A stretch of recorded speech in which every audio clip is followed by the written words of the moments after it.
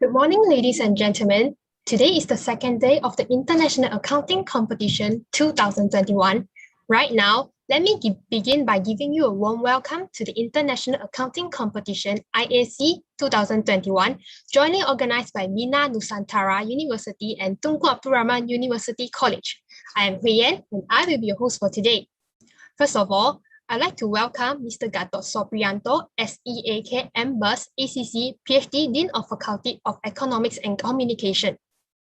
Mrs. Answatli Lindawati, SEM Comms Honours PhD CSRS, CSRA, CMA, Head of Accounting Study Program. Mr. Dr. Toto Rusmanto, PhD MComm CMA, Head of Accounting Program Venus Bekasi. Mrs. Jensen, SEM BUS Head of Finance Program. Mr. Kevin Deniswara, SEMAK, Chara, Deputy Head of Accounting Study Program. Mr. Michael Angelus, SEMAK, Deputy Head of Accounting Study Program, Alam Sutra. Mrs. Teresa Lesmana, SEMAK, Deputy Head of Finance Program. Mr. Irvan Santoso, SCOM MTI, Student Club and Activity Center Manager. Mrs. Baby Maria, SIMI Com, Student Organization Advisor HIMA. Bapak Dr. R.A. Ayandi W. Puspo Kusumo, BSc MBM, Head of Internationalization. Professor Dr. Engineer Li Siwei, President of Tunku Abdul Rahman University College TAUC. Associate Professor Sei Sok Kwan, Vice President Administration and Internationalization. Associate Professor Wong Hua Keong, a Dean of Faculty of Accountancy, Finance and Business, FAFB. Dr. Chim Wei Yin, Deputy Dean, Faculty of Accountancy, Finance and Business. Mr. Koh Kim Siang, Deputy Dean, Faculty of Accountancy, Finance and Business. Mr. Wee Chu Kok, Deputy Dean, Faculty of Accountancy, Finance and Business. Mr. Winston Lai Tak Kong, Associate Dean, Department of Accountancy, Faculty Accountancy, Finance and Business. Ms. Iris Chin Hoi Kun, Associate Dean, Department of Professional Accountancy, Faculty of Accountancy, Finance and Business. Mr. Chai Ming Peng, Associate Dean, Department of Finance, Faculty of Accountancy, Finance and Business. Mr. Johan Lim Ki Giat, Associate Dean, Department of Management, Faculty of Accountancy, Finance and Business. Ms. Justina Joseph, Associate Dean, Department of Economics and Corporate Administration, Faculty of Accountancy, Finance and Business, and Mr. Tan Peng Fu, Associate Dean of Department of Marketing, Faculty of Accountancy, Finance and Business for joining us today in IAC 2021. There's a few rules and regulations for everyone to follow. First, kindly turn off your microphone unless necessary. Next, turn on your camera and use the virtual background during the meeting. If participants are disconnected due to unstable connection, please inform the committee and join immediately. I will announce the rundown of day 2. Firstly, at 9:10 to 10:50 Jakarta time, 10:10 to 10:50 Malaysia time is talk 3 by Indonesian speaker. 9:50 to 10:30 Jakarta time, 10:50 to 11:30 a.m. Malaysia time is talk 4 by Malaysian speaker. At the time 10:30 to 10:50 Jakarta time, 11:30 to 11:50 a.m. Malaysia time, we have a briefing for case study and business pitching. After that, 10:50 a.m. to 12 noon Jakarta time, 11:50 to 1 p.m. Malaysia time will be case study and business pitching. After that, we will have an hour of lunch break at 12 noon to 1 p.m. Jakarta time and 1 p.m. to Malaysia time. 1 p.m. to 4 p.m. Jakarta time, 2 p.m. to 5 p.m. Malaysia time, we'll be continuing the case study and business pitching. Next, at 4 p.m. to 4:30 Jakarta time, 5 p.m. to 5:30 p.m. will be a sharing session by a Malaysian speaker. And finally, the second day of the International Accounting Competition will end at 4:30 p.m. Jakarta time and 5:30 p.m. Malaysia time. Before the event starts, we will have a photo session. Now, everyone please look at your screen and smile. 3, 2, 1. Thank you. Orang ganteng aku ini.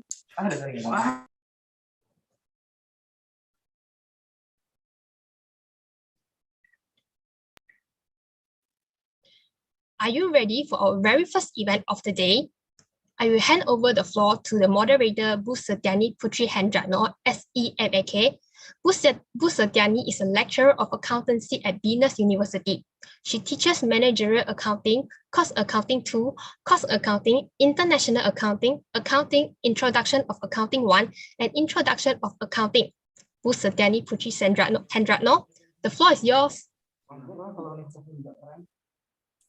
Okay, thank you, Ms. Lim. Okay, good morning, everyone. Good morning, ladies and gentlemen. So first of all, respectable of Head of Department Accounting and Finance, Mirs Angswati Lindawati, SAMCOM PhD, CSRS, CSRA, CMA, and Head of Internationalization of Partnership Program, Faculty of Economics and Communication, Dr. Raden Ajeng Arianti Wardaya Puspokusumo, BSc MBM, the Honorable all lecturers, students, and participants of this seminar. Ladies and gentlemen, I'm Stiani Putri Hendratno as the moderator of today's seminar. I'm very pleased to see you here and welcome all of you to this seminar. Today's seminar is about sustainability accounting and professional accountant. Ladies and gentlemen, our speaker today is Dr. Dewi Fitriasari, CSRA CMA. Before the presentation begins, I would like to introduce Dr. Dewi Fitriasari. Dr. Dewi Fitriasari, Business Risk Management RIG leader.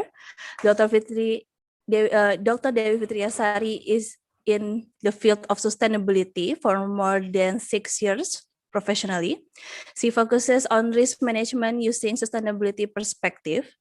She has more than 15 years of teaching experience in university level, and she has the interest in nurture for original research interest. Other interests for the first, big data analysis for sustainability and accounting. And for the second one, enterprise resource planning, sustainable management. Current working basis in Jakarta, Indonesia, and then Singapore for work from home. Okay. Before the presentation begins, let me inform how the presentation will be going on. First, Dr. Dewi Fitriasari, CSRA CMA, will be invited to present the material for 20 until 25 minutes. After that, there will be a question and answer session and followed by conclusion. Now, allow me to welcome the speaker, Dr. Dewi Fitriasari, CSRA CMA, to deliver her presentation. Dr. Dewi Fitriasari, CSRA CMA, the floor is yours. Thank you very much, Ms. Setiani, for the introduction and for being my moderator today. I also recognize that you are also very knowledgeable about this topic, sustainability accounting and the professional accountant. So I hope we will have a lively discussion, not just between the speaker and the moderator, but also with the participants today. And let's start then. I suppose the committee will share my PowerPoint on my behalf. Thank you very much. So today, as introduced by Ms. Tiani, our topic is about the sustainability accounting and professional accountants. Next slide, please. So when we talk about sustainability, what are we talking about? We are talking about people, profit, planet. These are known as the 3 pillars of sustainability. Well, I'm quite sure that most of you heard about this term and about the pillars of sustainability because many accounting programs worldwide now integrate the issue of sustainability in accounting curriculum. So you can treat this first introduction to sustainability as a way for you to refresh your memory and also a way to make sure that we are all on the same page when we are talking about sustainability. Now, when we talk about people, profit, planet, as the pillars of sustainability, what does it mean?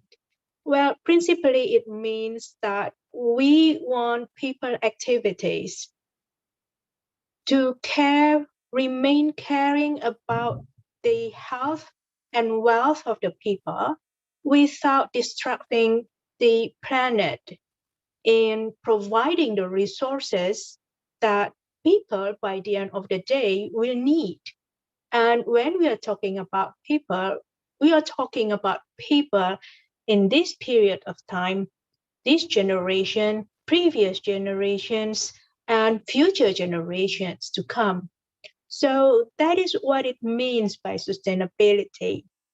And I need to highlight that in this sense, the term of sustainability is different from the term of continuity. I must highlight this because especially in Bahasa, probably in Malay, but I know for sure in Indonesian language, the term itself can be translated loosely into terus menerus, and the sustainability itself is actually should be translated into keberlanjutan. These are two different terms, but somehow in the practical outset, the two terms can be interchangeably used, while the two terms got difference, extreme difference.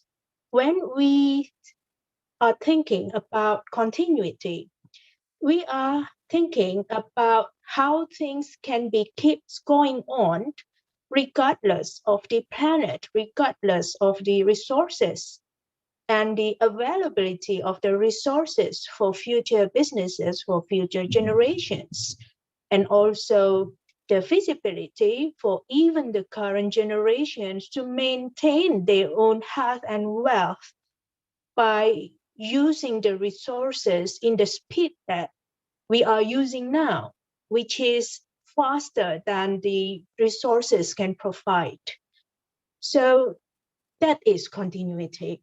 Sustainability, on the other hand, like what I just said, is caring about the wealth and health of people without compromising the availability of resources for the current generations and also for the future generations.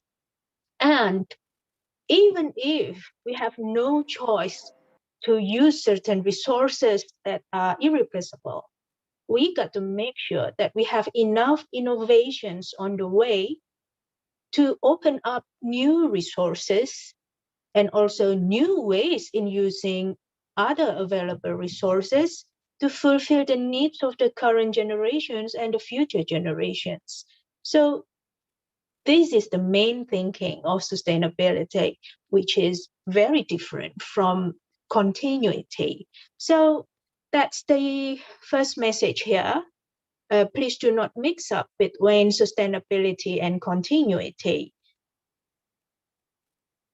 Then let's continue with our focus here, which is the sustainability itself. May I continue to the next slide, please?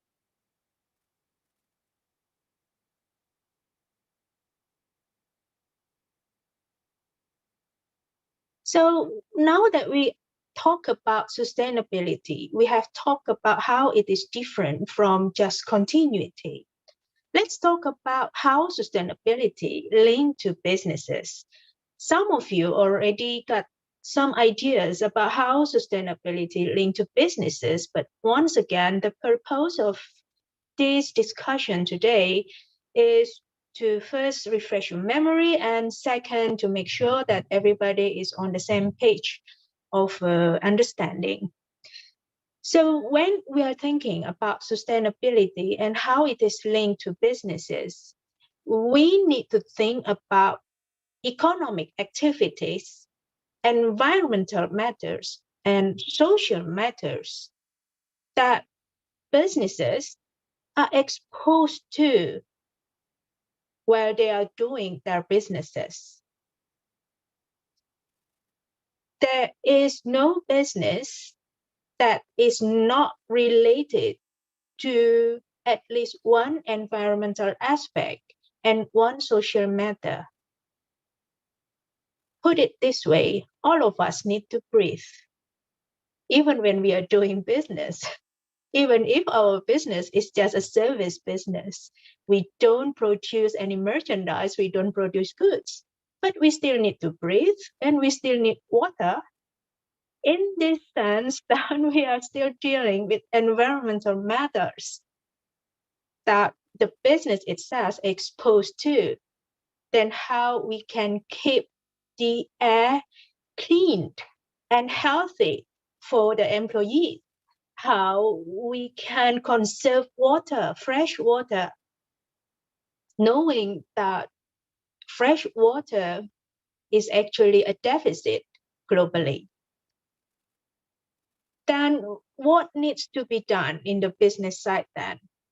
Obviously, businesses will need to address the issues to be resilient, to be able to keep on going in the sense of continuity, but without being trapped into sustainability issues that will lock them into a condition that will be deteriorating for the productivity of the business itself, of the employees. So that is what is meant by resilient over there. And they need to transform the ways they are doing businesses then, because usual ways of doing businesses is just to use resources. And that is no longer a choice. May I continue to the next slide? Then, of course, the next question is how to transform business. Now, when we are talking about transforming a business, it is not as easy as it is said, for sure, but it will be helpful to start to think about it in a simplistic way and slowly expand the thinking to include more complex business situations. Now, here are the considerations that a business will need to take. First, consider the impact of the business from the materials that the business purchased, from the raw materials, from the stationaries, and the investment made by the business. Will the business support another type of sustainable businesses? Or will the business just support an industry that will keep continuing maximizing the consumption of irreplaceable resources? These are choices of investments. If a business states that they are supporting and integrating sustainability in their businesses, that will not just include the materials that they purchase and their own internal business processes. That should also include the investment decisions that they do when they decide to invest in certain projects or even when they decide to invest in another business. That's part of the big picture there. A business can also transform by considering the impact of the business from the waste and pollution that they generate, from the water effluent, for example. And they need to consider all of these things on the impact on the human resources and the environments. Why they need to consider it on the impact on the human resources and the environment? Like we discussed before, when we are talking about sustainability in general, the point of sustainability when linked to business is to ensure that businesses will have access to resources without disrupting access to the same or similar or even better resources for the current and future generations. And in the case of the current business, when they want to transform into a business, it is crucial for them to keep in mind as a justification of their business case to integrate sustainability is that when they care for sustainability issues as related to their business activities, the impact on the human resources and the environment that the business depends will be on the productivity side, in a way that there will be no significant or minimum hurdle for the business to continue. Now, this is where the word continue can be integrated into the discussion into sustainability. But it doesn't mean that, once again, sustainability is the same as continuity. Those are two different ideas. The word continue and continuity can only be integrated to the term sustainability after the sustainability integration itself is in the model. So I hope the idea to link sustainability into business is clear now. May I continue to the next slide, please? Then maybe by now, you start to think about your position. You are accounting students or studying accounting at least in one way or another. So what can an accountant do? Seems like in accounting, we are dealing mostly with journals, with financial reporting, with cost and how to allocate cost, with audits that are related to financial matters too. And so you start to get confused now, probably. How should I see an accountant in this view of sustainability? Well, if you think that way, it is not wrong at all, because historically accountants provide stewardships on assets and they are responsible for financial management and its reporting. But all of us, not just you as students, all of us need to understand that the same stewardship skills and experiences can serve broader purposes, and it can include broader types of assets that are related to sustainability, like social relations in sustainability knowledge or field is recognized as assets actually, although it is still being in discussion on how it can be quantified into assets and reported. It's another issue. It's another research topic that maybe you want to take. And also, the same stewardship skills and experiences can serve broader purposes to include capitals related to sustainability. So these skills and experiences in providing stewardships is capital by itself in the individual accountant to use to support a business to integrate sustainability. May I continue to the next slide?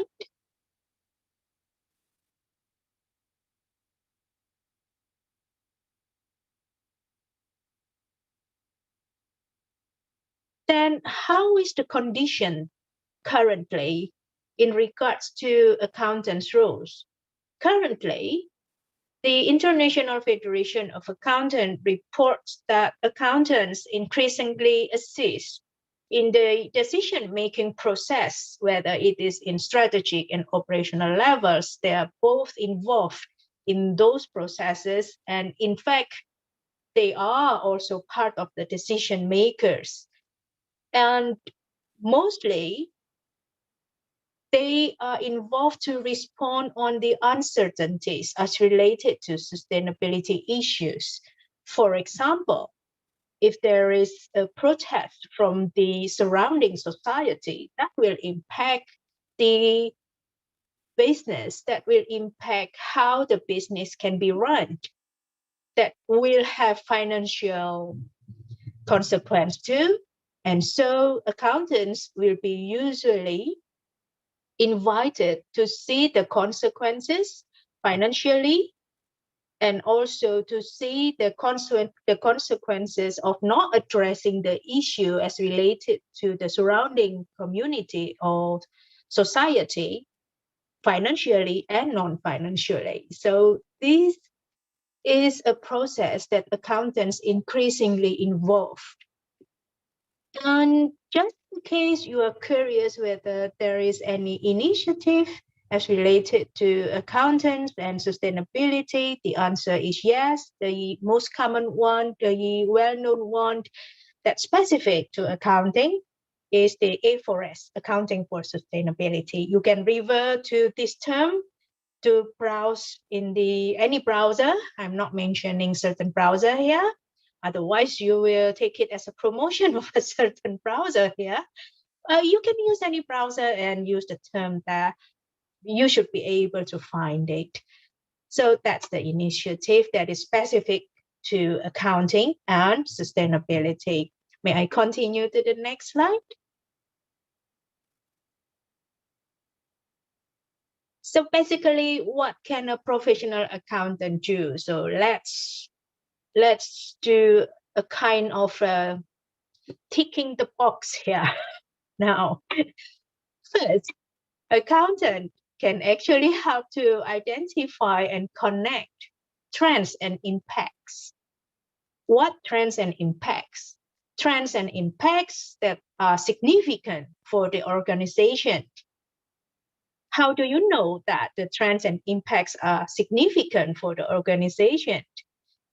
When an organization can link the trends and impact to the organizational strategy, business model, and performance, then you know that those are important.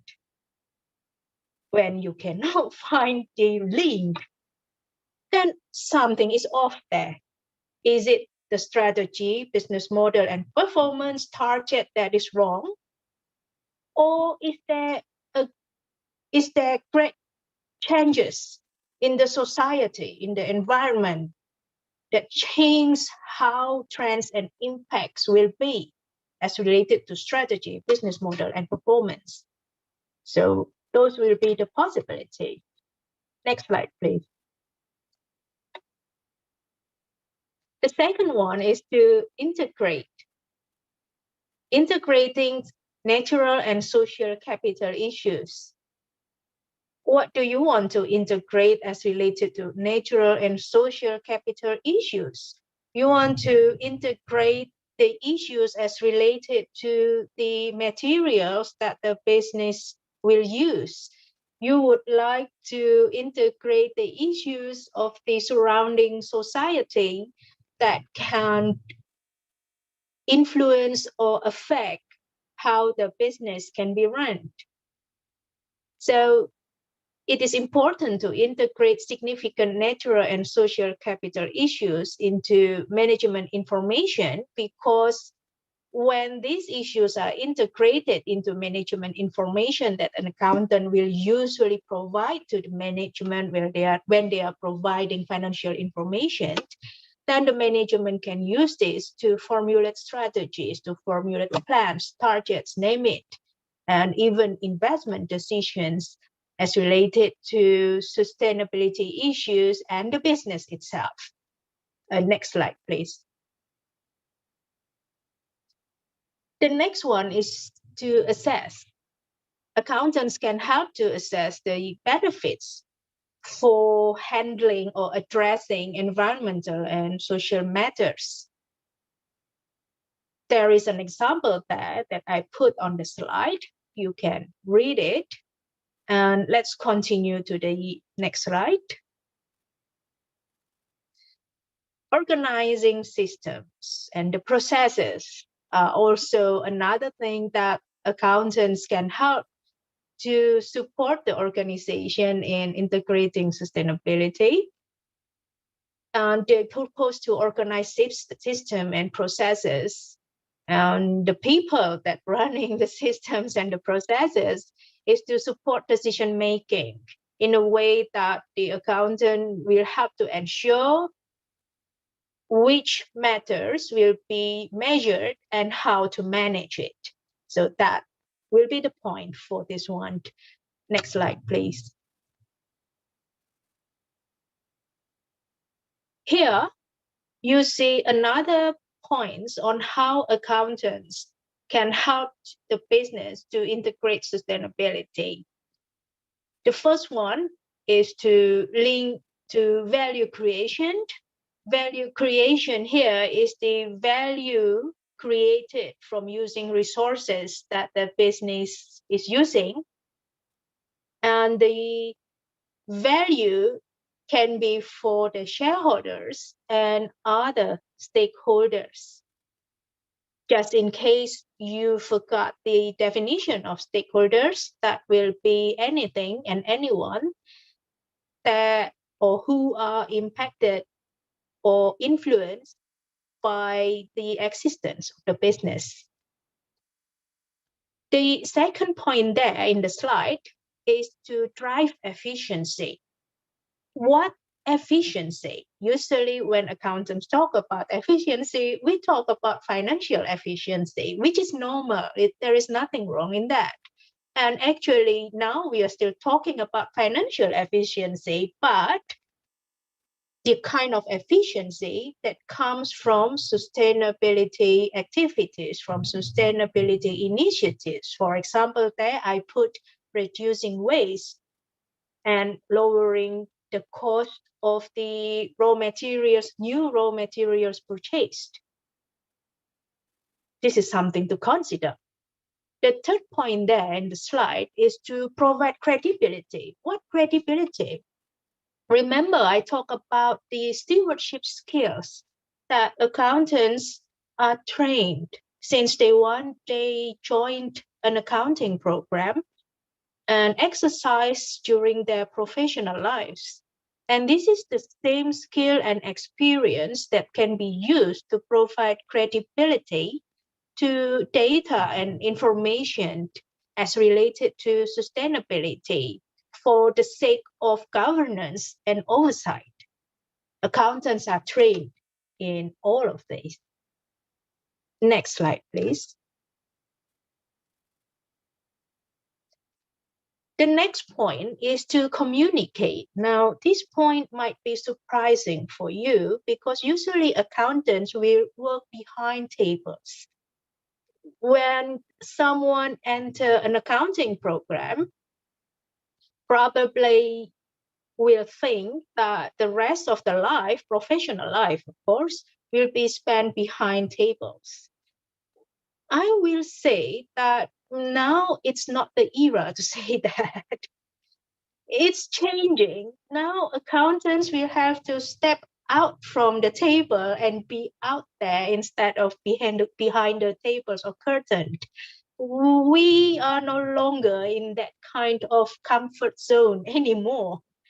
We cannot hide because now accountants need to help to communicate clearly by facilitating transparency through stakeholder communications and disclosures. It can be done either by reporting, written reports, or verbal reports to the community. When we are talking about written reports, normally we talk about either standalone sustainability report, or we also can refer to an integrated reporting. Just in case you are confused of what is an integrated reporting, I would like to explain in a brief that an integrated reporting is the kind of reporting that presents the link, the synchronization between the vision, mission, strategy, and the sustainability activities and the value created from the activities back to the stakeholders. So there is a link there in the report. It is not just a financial statement plus sustainability report. It is not. It cannot be called as integrated reporting if a report is just a financial statement plus sustainability report. So that is the explanation for integrated reporting, a brief one. Then I would like to continue with our focus today. May I go on to the next slide, please? Now, let's do a recap here. So I hope you are all still very lively because after this recap, we will have a discussion, and I hope that I can have a lively discussions with the participants. So a recap here is first, business will be always exposed to sustainability issues because they use resources, and these resources will have embedded sustainability issues. Second, businesses need to transform the way they do business to be resilient. Third, to transform their business, an entity will need to assess their impacts on every line of the business processes, procedures, and also the people involved. The last one is that professional accountants can actually provide support strategically and operationally in decision-making for sustainability efforts to be integrated in a business to have positive impacts on stakeholders. So these are the 4 important points from the presentation today. And I thank you for your time and thank you for your attention during the presentation. And I would like to refer back to Ms. Satyani. Ms. Satyani. Thank you, Miss Dewi. So we have one question here from Shirley. Yeah. Good morning, Miss Dewi. I have some question for you. Between social, environmental, and economic aspect, which one is the biggest challenge for corporates to implement their sustainability? Is there an opportunity in this pandemic to create and design a proper sustainability program? Maybe we can go on to the first and second question first, and then we will continue to the third one. Okay, thank you very much, Ms. Satyani. And thank you to Shirley Marlinda. It is a very good question, or 2 good questions. So between social, environmental, and economic aspects, which one is the biggest challenge to implement the responsibility, corporate responsibility? The answer for that is it is unique to each company. It is unique to each entity, Shirley. So each entity will have different portions and weight on how social, environment, and economic aspect will influence their businesses and how they can actually deliver their responsibility as related to social, environmental, and economic aspects. I'll give you an example, Shirley. A bank will not be exposed too much to environmental aspects directly, but indirectly, they can have impacts on how environment is maximized as related to projects or investments that they decide to execute when they relate to mining industry, for example, to a mining company. In this case, then, for the bank, environment is in the lower rank than other aspects. Now, other aspects can be social, can be economic. Which one is higher between social and economic? That will be another unique position of the bank itself. There is no easy way to answer it in a general way, but I can give you a general example like what I did just now. between industry. On the other hand, mining industry, a company in a mining industry will have direct impact on environment and the society.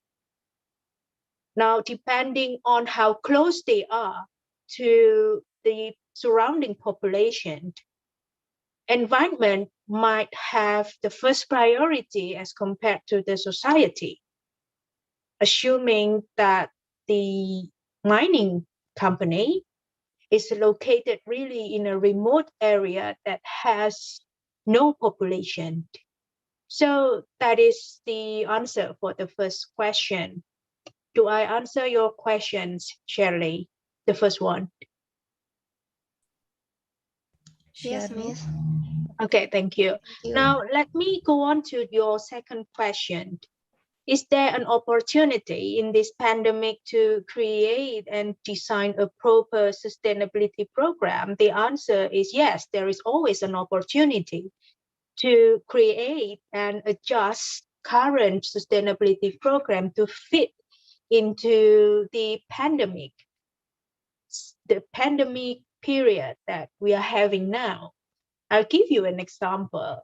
So some mining companies already adjusted their sustainability programs to care more about health facility in their vicinities.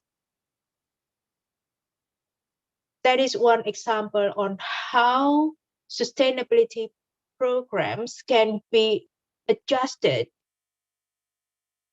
And some other companies, manufacturing companies, previously they only focused on giving back to the society through ad hoc programs in the form of financial donations. They create new programs that caring for the health workers. So they create a new sustainability program that is related directly to the situation, that address directly the pandemic situation that also impact their business. Do I answer your question, Shirley? The second question. Yes, Miss. I understand. Thank you very much for the confirmation. Then I would like to refer back to Miss Annie. Okay, thank you, Miss Dewi. So for the first question, the challenge is actually depends based on the company. And then for the pandemic era, so the company also have the new sustainability program like financial donation for the surrounding community. Yeah, for the worker. Okay, and then for the last one, how does company develop adequate human resources or people component to carry out their sustainability program in this pandemic era? Which question is that? It's still from Shirley. Oh, okay. The third one. Okay, thank you very much, Ms. Satyani. How does company develop adequate human resources, people component to carry out their sustainability program in the pandemic era? So depending on the kind of the sustainability activities in the pandemic era, if it is the donation, most probably they will involve customers, clients to help to gather the financial resource that they can donate for the welfare of the and also safety of the health workers. But internally in the pandemic era, employees of a business, of a company, will still be required to conduct certain sustainability activity voluntarily within the ability of the employee to do it and in sync with the business of the company itself. For example, like providing or sharing knowledge on how auditing is done during the COVID-19. This is a sharing activity that can be classified into developing the society, professional society, or the future generations of accountants. And it is in sync with the business of the speaker itself, or it's sync with the company where the speaker is working. If you recall from the day one, you have that kind of information sharing before. So there are many ways to develop human resources adequacy to carry out the sustainability program, even though we are talking about the programs that must be conducted in the pandemic era. Another way is to involve third party, completely third party, usually non-profit organizations, to help to carry out the sustainability program. Do I answer your question, Shirley? Yes, Miss. Thank you for your question. Thank you, Shirley. Most welcome, my pleasure. I would like to refer back to Ms. Satyani. Thank you, Miss Devi, for the answer. And then for the next one, we have Miss Pohli Wong. In your opinion, how frequent should sustainability reporting be prepared? In Malaysia, sustainability reporting is adopted. However, most public listed companies only prepare sustainability reporting annually. And most of the time, the information provided in the sustainability reporting is not updated frequently. Or, in other words, the same source of information produced every year. Okay, so thank you, Mr. Mr. or Miss Po Li Wong. Sorry, Miss Po. Okay, yeah. Thank you, Miss Wong. So this is an interesting question because I'm also reading Malaysia sustainability reports, and as well as the Indonesian one and other countries in Southeast Asia. So we do have challenges in the transparency and completeness of information, but we also have progresses on how reports are developed along the way. Companies learning more about how they should prepare sustainability reports, because previously they didn't even know what a sustainability report is.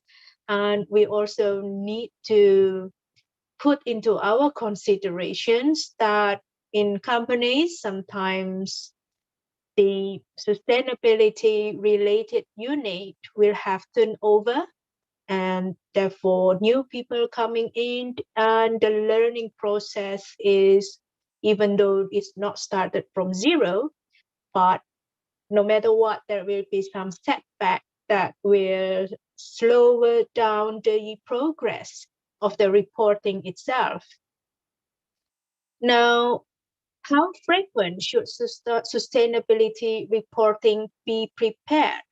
Now, for me, Ms. Polly Wong, it is a question of how important is actually a sustainability report is for the stakeholder.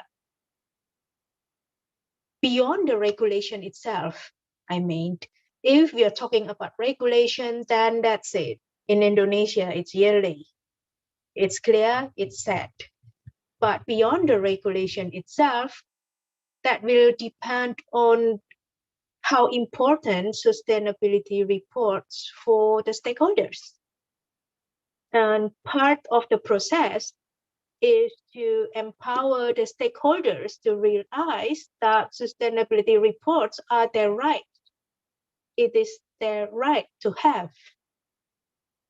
It might not be in the form of written report. It can also be in a verbal report, depending on the types of the stakeholders.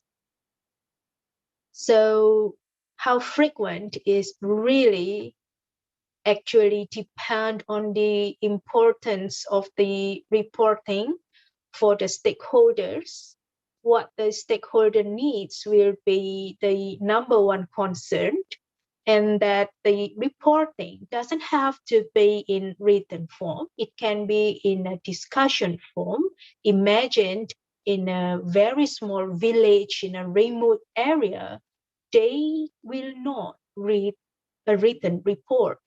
They will prefer a discussion with the members of the society to discuss the progress of the sustainability initiatives in the area. And this is a kind of reporting too, but it is in a different form. And so how the governance will be established, how will be the oversight, those are the issues that need to be addressed too, and accountants need to think about it. Do I answer your question, Ms. Poliwong? Yes, thank you. Thank you, Dr. Devi. Sorry, I cannot really hear your voice. Oh, thank you, Dr. Devi. Yes. Okay, now I can hear you. Thank you very much. Ms. Satyani? Okay, actually, we still have two more questions. So the first one from Miss Sylvia. Dr. Dewi, can you give an example for strategic support that given by professional accountant in decision-making for sustainability efforts integrated in a business to have positive impact on stakeholders? Thank you. Okay, thank you. So, yes, I can. So what has been done so far is related to the investment community that cares for sustainability or responsible investors. They need support to gain information about sustainability progresses in entities that they are interested to invest in or they want to invest in.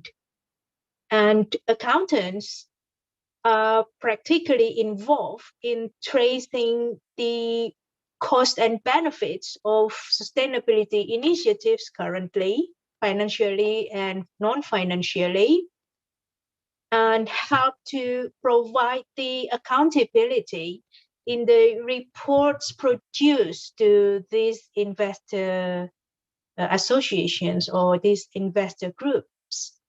So that's the example that is being done now.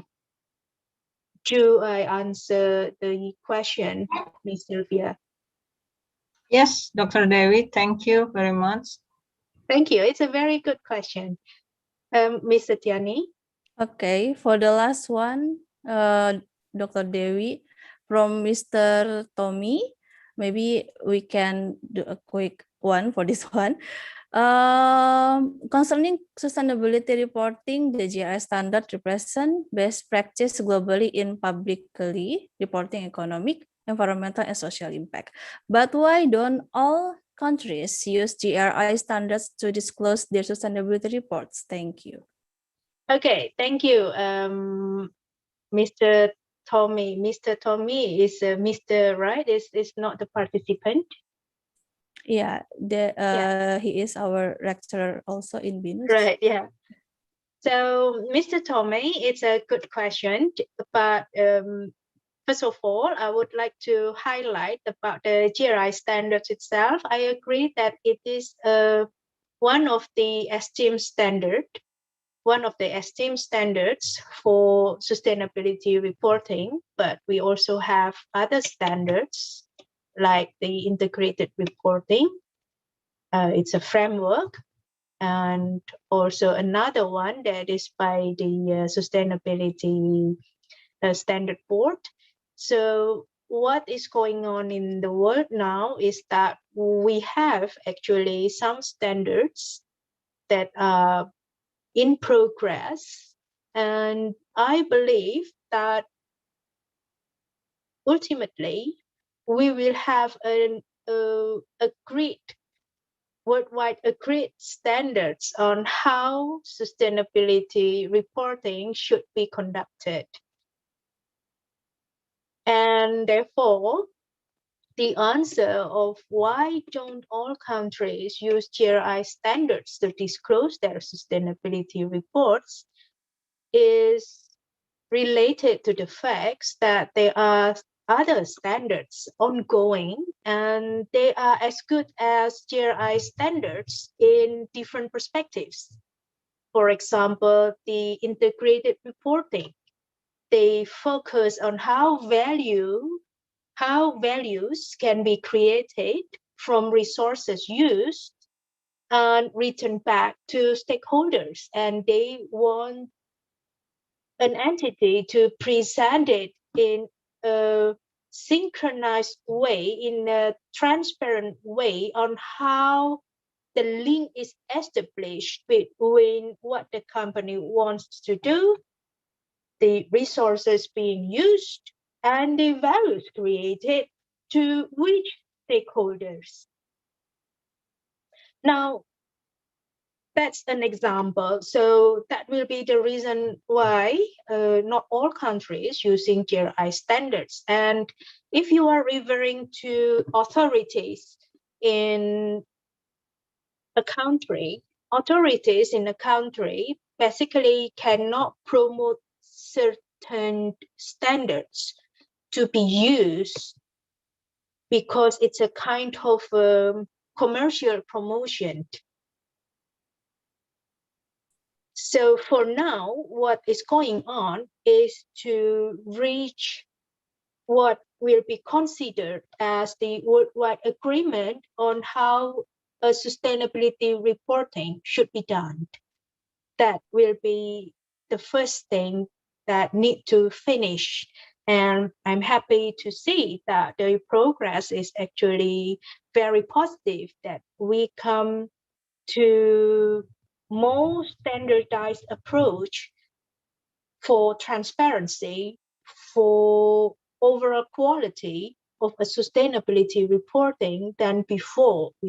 Before we have so many different ideas on how a sustainability reporting can be done or should be done, and nobody really agree on it. And now we come to fewer choices now.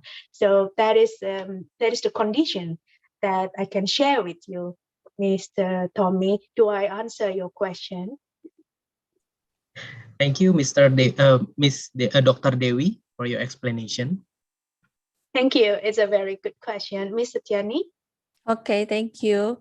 I'd like to thank the speaker, Dr. Dewi Fitriasari, for the informative and interesting presentation. Before I close the seminar, maybe we can give a virtual applause to Dr. Dewi. Yeah, thank you for all your attention. And then I will back to Ms. Lim as our host today. Thank you, Dr. Dewi, for the informative. My pleasure. Thank you too. Thank you. Thank you, Bu Satyani Puntri Hedratno, SEMAK, for being the moderator, and Bu Dewi Fitriasari, PhD, CSRS, CSRA, CMA, Business Risk Management, RIG leader, for your valuable insights. Before we proceed to the next section, I believe everyone has heard of the TikTok challenge. Everyone can participate in TikTok challenge. All you need is to make your own TikTok video, and don't forget to hashtag IAC 2021, hashtag accounting dinners, hashtag TARUC, hashtag Venus TARUC IAC, hashtag 25 accounting dinners. Cash prizes will be awarded for the winners. Other than that, all participants remember to fill in the evaluation form of yesterday and today. That was only the beginning. I will pass the floor to Mr. Ang Min Tong, the moderator, to introduce our speaker. But before that, let me introduce you to the moderator, Mr. Ang Min Tong. Mr. Ang was graduated from TARUC Bachelor of Accounting in the year of 2019. He is currently pursuing a master in both financial and management accounting. He is also a lecturer in Tsai UC. Mr. Ang Min Tong, the time is yours. Right, thank you, Ms. Lim. Good morning, everyone. As for the next session, we will be inviting another speaker to share with us some valuable information and knowledge about transfer pricing. Allow me to first introduce to you all Mr. Gagan Dipnakpal from Deloitte, Malaysia. Mr. Gagan has an overall experience of 14 plus years with 3 years experience in industry and more than 11 years consulting experience. He specializes in international tax and transfer pricing matters. Ms. Gagan handles large portfolio of clients from various industry, ranging from consumer durables, airlines, manufacturing, IT and ITS, pharmaceuticals, automotive, and telecommunications. Ms. Gagan has an experience of working in multiple jurisdictions and is well aware of the contemporaneous trends of the tax world. He has led and settled many complex audit and litigation cases and positioned Deloitte as transfer pricing controversy champion in the market. Ms. Gagan is passionate about training and conducts various advanced training and workshops. He regularly speaks in various internal and external forums and contributes articles in renowned publications. Mr. Gagan holds a degree in Master of Commerce, Bachelor of Law, member of Institute of Chartered Accountants in India, New Delhi, and CPA from Arizona State Board of Accountancy, US.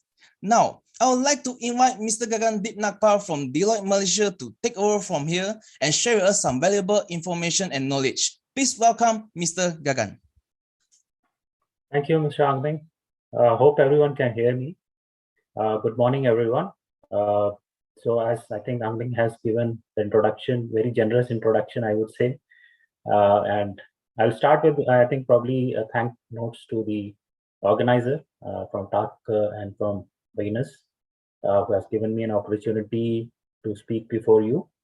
And I hope that everyone is staying safe and doing well in these turbulent times, right?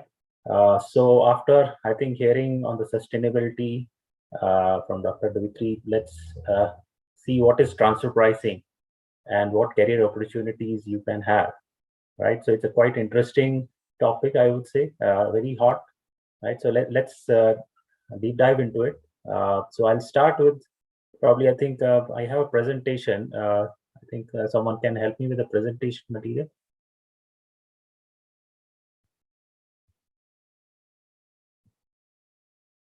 Mr. Ang Ming, is someone presenting my slides, or do I need to present?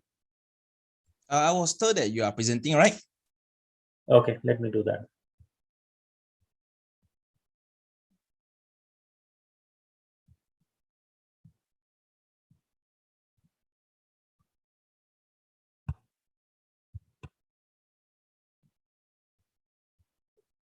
Everyone can see this slides? Yes. Yes, sir. Clear. Okay, great. So probably I have a polling question to start with. I think you can see the polling question on your screen. So I just wanted to understand, means your understanding about the transfer pricing, means how much you know about this topic, whether you know about it or whether you don't know or you know somewhat. So maybe you can just give your response and then we'll move forward thereafter. You'll be given 10 seconds to respond to this.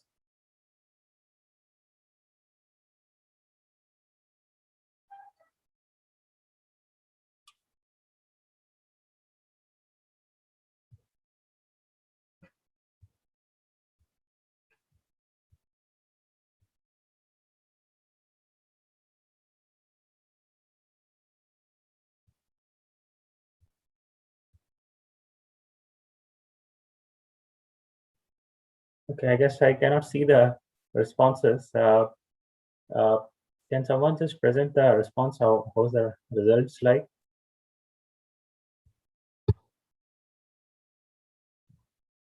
Okay, yeah, so now I can see. So I think 46% of the participants says they know a bit of transfer pricing, while 23% says no. I think people are still voting on it. But I guess the understanding which I'm getting from this poll is that most of you guys, at least half the participants, know what is transfer pricing. And that is something good such for me to actually take this discussion forward, because I just wanted to know the level of understanding of the participants. So it's good that at least people know a bit about transfer pricing. Okay, so whoever knows about transfer pricing, I think you would still have some key takeaways from this session, I would say. And people who do not know or know a bit of it, then that's why I'm here, I would say. Right, so let's move on to the slides, and we'll start with what is the concept of transfer pricing, right? So why transfer pricing, right? So this is something is a matter of rightly pricing a transaction between the related party, right? So the question comes in, why do the business needs to rightly price the transaction? Because transfer pricing is a part of tax, right? So tax authorities are interested to know that whether the business MNCs are rightly pricing their transactions or not, right? If it is cross-border related party transactions, right? So the thing is that because each tax jurisdiction, each country have their own tax rate, right? So if I talk about Malaysia, the tax rate, corporate tax rate is 24%. If I talk about Indonesia, then it is 25%. If I talk about Singapore, it's 17%, right? So each country have their own tax rate, and each country have their own sovereign power to decide what is that tax rates to be charged, right? So in this, with this kind of a setup, right, if MNC, let us say, operate in a multiple jurisdiction, right, then they have an ability to generate a tax arbitrage, right? So it means that they can, by way of transfer pricing, if they, let us say, the transactions are happening between the cross-border, right, and if they do not rightly price the transaction, there could be a possibility of shifting of profits, right? So if you do not rightly price it, then profit may get shifted from one tax jurisdiction to another tax jurisdiction, right? Especially if there's a low tax countries, then MNCs would have a tendency to shift as much as profit to the low tax jurisdiction, right? So that is what is being regulated through this concept of transfer pricing. Tax authorities ensure that the MNCs who are operating cross-border, who have a presence in multiple countries, they rightly price their transaction, right? So that's the concept of transfer pricing. Let us understand this probably, I think, through one simple example which I have, as you can see in the screen here. So if you see here, there's a Malaysia company, and that Malaysia company has a subsidiary in Singapore.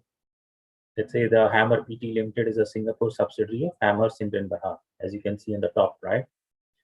And there is a transaction happening between these two entities, Malaysia company and the Singapore company. So with this arrangement, now if you see in the table below, on the left side, there is a table, right? So that shows the transaction. If let's say Hammer Sindh Berhad, the Malaysia company, does a similar transaction with any third party in Singapore, and let us say that is a supply of goods. So as you can see in the table, the sale price of the goods, right? So let us say it is 10,000. So it means that by charging 10,000, and if you take a reduction of the cost and then see profit and then apply 24%, the profit here is 1520. And this 10,000 will go into the books of Singapore as a cost, right? And then it will determine the profitability of Singapore entity at the rate of 17% tax, and after tax it is 1660. So if you see, the total profit of these two is 3180. Now if let us say the same transaction happens between two related parties, which is like Hammer Sindh Berhad and Hammer PT Limited, right? Because we just talked about the transaction between the Hammer Sindh Berhad and third party. Now let us see if same transaction happens between two related parties. And if let us say instead of charging 10,000, Hammer Sindh Berhad charged 9,000. right? It means it underprice the selling price and make it 9,000, right? With that, if you see the profit of the Hermes Indian Bharat would be 760 after tax, right? Whereas for the Singapore entity, which is a related party, it goes as a cost of 9,000, and then its profit obviously will be 2,590, right? So same transaction happening between third party and related party, the overall profitability could undergo change. If you see here, it is 3,180, whereas it is 3,250, and this is, I'm saying, is after tax. So this is the profit which shareholder can take its share, right? So as a shareholder of any MNC, they would prefer to price the transaction in a way so that more profit can go to Singapore. Because if you see here, profit is 2,490, but for the same transaction, third party made a profit of 1,660, right? So that is what is a tax arbitrage which happens because of this transfer pricing arrangement. If you do not rightly price the transaction, and that is being regulated through transfer pricing by the tax authority. So Malaysia tax authorities would be keen to see whether this 9,000 which has been charged is a right price or not, right? So now how do you determine that this 9,000 which has been charged by a Malaysia company to a Singapore company is a right price or not, right? So that is where we have an answer from OECD. Now, what is OECD, right? So OECD is a body in Europe which issue a transfer pricing guidelines, right? And it's there from decades. They have issued well-principled, based on the economic concepts, they have issued a transfer pricing guidelines. And most of the countries adopt the OECD transfer pricing guidelines, right? Now, what does OECD say is that how do you establish that you have rightly priced the transaction, right? So they laid out the concept of arm's length. Now, what is this arm's length concept, right? So let us talk about that arm's length concept through this diagram. So as we just saw that example of Singapore entity transaction, right? So that is the concept which we apply here, that if the related party carry out that same transaction or similar transaction with any independent third party, whether that entity related party would charge the same price or not, right? So it's a matter of doing a comparison, that if there is a transaction happening, similar transaction happening between two third parties or with the third party, then what is the price which would be charged, right? So that is a concept of arm's length. Now, this could apply to the goods transaction. That means if it is, let's say, sale or purchase transaction, or it could apply to even the service transaction, it could apply to royalty, it could apply to the financing also. That if there is an interest, if there is a loan between the two related party, what is the interest rate to be charged?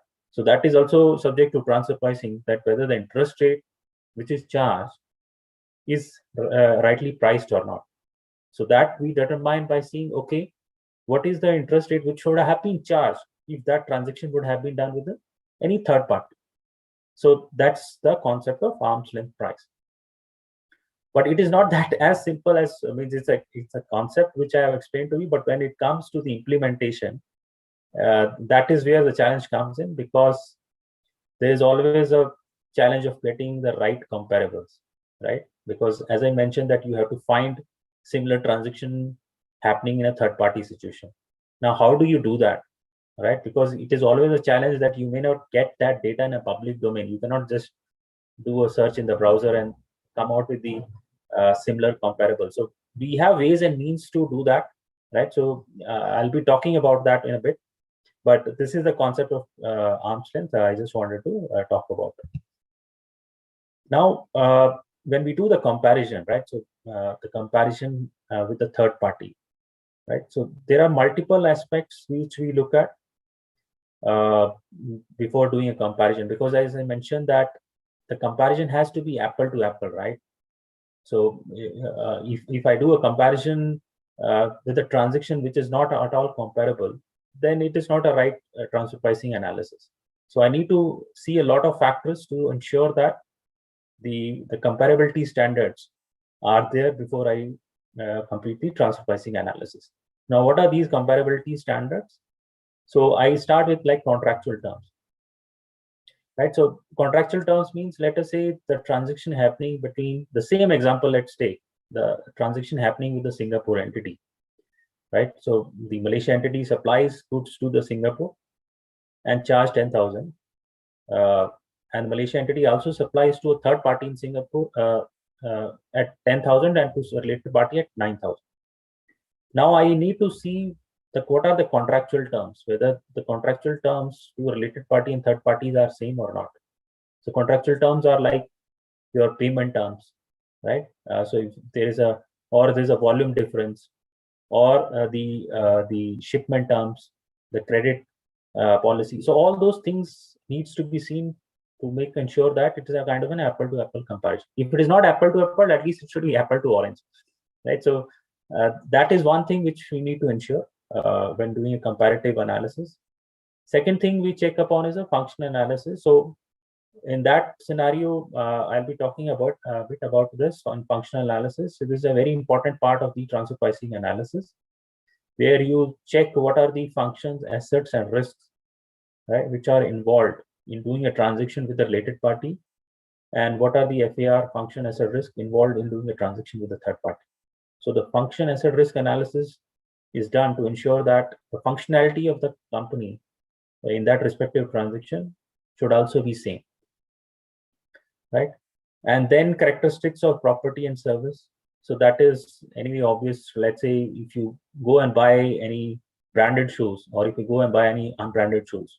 So in terms of the physical aspects, it may be similar or same, right? But because of brand, so there is an underlying intangibles involved. You may be paying a premium for that, right? So I need to ensure that there is a comparability in terms of their characteristics of the property and services as well, right? So in terms of shape, size, everything should be kind of same. And intangibles means if this is a brand embedded into the product, then of course it will have a premium. So in that case, you cannot do comparison with the unbranded products, right? So it has to be branded products versus branded products. Then economic circumstances. So economic circumstances also needs to be looked at. This is very important part, right? So let us say if you go to cinema, right, and you buy a water bottle, you pay a premium over there. Why? Because the economic circumstances are different, right? But if you buy a same water bottle in a Tesco market, supermarket, you'll pay a very cheap price, right? It's the same bottle which you are buying, but the economic circumstances are different, right? You may end up paying a premium because you're in a cinema or in a theater, right? So you do not have a choice, you do not have option, you will buy and you'll pay a premium. So those are the other things which we look at. And lastly, the business strategies, right? So business strategies means, let's say, if any company who's entering into the new market, they sometimes adopt a penetrative pricing policy, they undercut, right? So means what is a business strategy which the company has when they are making a transaction with the related party or third party. So those are the factors which we need to look at before we do any comparability analysis, right? So now the concept of transfer pricing, if it's clear, then the next question is, how do we do this transfer pricing? What are the steps, right? So first of all, I need to see whether the two companies are related to each other or not, because transfer pricing has its own definition of related party, and transfer pricing applies only in a related party scenario. It means you are not going to establish the pricing what you have with the third party. You are only establishing the price, the right price with the related party. So that is the only scope of transfer pricing, that it applies to only related party transaction.